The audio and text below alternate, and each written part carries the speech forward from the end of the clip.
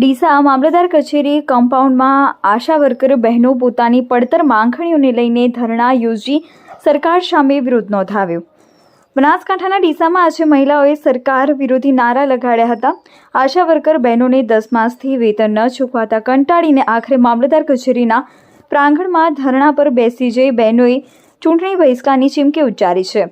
સરકાર ભલે નારી સશક્તિકરણની વાતો કરતી હોય, પરંતુ બનાસકાંઠાના ડીસામાં મહિલાઓએ જ સરકાર સામે બાયો ચડાવી છે। આશા વર્કર બહેનોને છેલ્લા 10 માસથી સરકાર દ્વારા 50% ટોપઅપ અને 2500 માસિક વેતન ચૂકવવામાં આવ્યું નથી, જેના માટે મહિલાઓએ વારંવાર આંદોલન કર્યા છે અને છેલ્લા 10 દિવસથી જિલ્લા પંચાયત કચેરી આગળ ભૂખ હડતાળ પર બેસી જતા બનાસકાંઠા જિલ્લાના લગભગ તમામ તાલુકાઓમાં વેતન ચૂકવાઈ ગયું છે, પરંતુ ડીસા અને દાંતા તાલુકાની આશા વર્કર બહેનોને પગાર હજુ પણ ચૂકવ્યો નથી। ગામડે ગામડે ફરી આરોગ્યની સેવાઓ ઘર ઘર પહોંચાડતી મહિલાઓને સમયસર પગાર ન મળતા તેમની હાલત કફોડી બની રહી છે।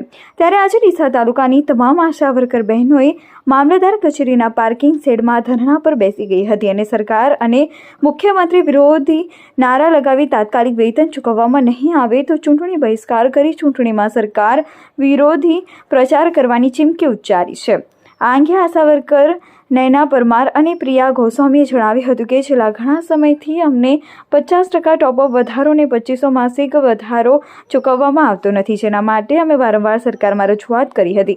તેમ છતાં પણ અત્યારે ડીસામાં આશા વર્કર બહેનોને વેતન ચૂકવાય નથી। ત્યારે સરકાર આશા વર્કર બહેનોને તાત્કાલિક વેતન ચૂકવે, લઘુત્તમ વેતન શરૂ કરે, ઇન્સેન્ટિવ પ્રથા બંધ કરે અને બહેનોને કાયમી કરે તેવી માંગણી કરી છે।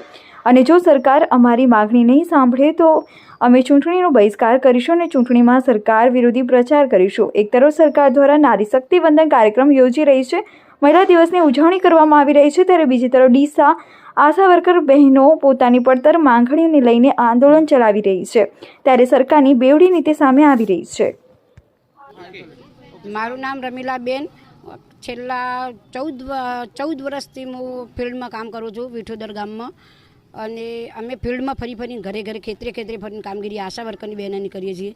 છેલ્લા 1 મહિનાથી અમે આ કામગીરીથી અળગા રહી અને 50% ટોપઅપ વધારા માટે અમે 8 દિવસથી પાલનપુર ભૂખ હડતાળ ઉપર બેઠા હતા, પણ કોઈ પણ સરકારે અમને કશું કંઈ આવીને માહિતી કશું આપી નથી અને તાલુકા પંચાયતે અમે 8 દિવસની ભૂખ હડતાળ ઉપર બેઠા। અમુક આશા વર્કર બહેનો બેભાન થઈને પડી જતી હતી, તો પણ એ લોકોને કશું કોઈ એ લોકો સરકાર તરફથી મને કોઈ સહાય નથી મળી કે કોઈ અમને કશું કંઈ કહેવા જ નહીં આવ્યા।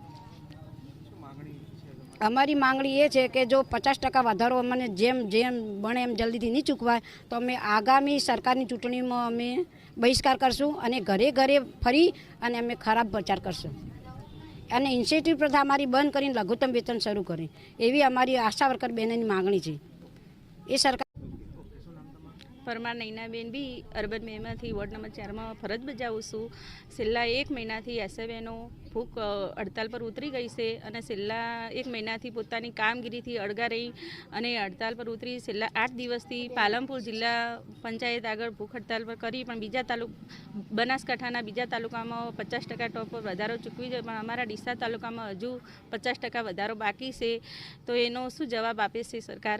અને જો અમારો 50% વધારો નહીં ચૂકવાય તો અમે આગામી લોકસભાની ચૂંટણીનો બહિષ્કાર કરીશું અને સરકારનો એક જ અમારી માંગણી છે કે અમને જે આ વધારો ચૂકવાય એના કરતાં તો બધું સાથે જ ચૂકવાઈ જાય અને અમારી ઇન્સેન્ટિવ પ્રથા જે બંધ કરીને લઘુત્તમ વેતન શરૂ કરે, એટલી અમારી એસએબીનોની માગણી છે। અને જો આ માગણી અમારી નહીં સંતોષાય તો અમે આવનારી લોકસભાની ચૂંટણીનો બહિષ્કાર કરીશું અને ઘરે ઘરે જઈને લોકોને સમજાવીશું કે આ સરકાર ભ્રષ્ટાચારની સરકાર છે અને મહિલા વિરુદ્ધ સરકાર છે।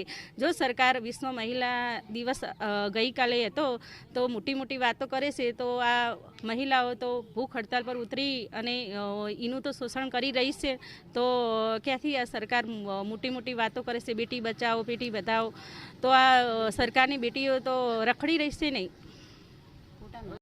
મારું નામ ગૌસ્વામી પ્રિયાબેન છે, અર્બન 2માં આશા તરીકે ફરજ બજાવું છું। અમારું કહેવું એવું છે કે બનાસકાંઠા અમુક જિલ્લાઓમાં ટોપઅપ વધારો ચૂકવાઈ ગયો છે અને અમે પણ જે મહેનત કરો છે એનું જ મહેનતાણું સરકાર અમને આપે છે। મોટા અધિકારીઓને 50,000 60,000 એ દર મહિને સમયસર ચૂકવાઈ જાય અને કોઈક દિવસ આઘા પાછું થઈ જાય તો બી એ 50,000 અધિકારીઓ એ એમનું કહે કે અમારે કેમ પગાર નહીં ટાઈમસર ચૂકવાતો, તો અમારા જેવી બહેનો તો મહેનત કરીને મજૂરી કરીને મહેનતાણું લે છે.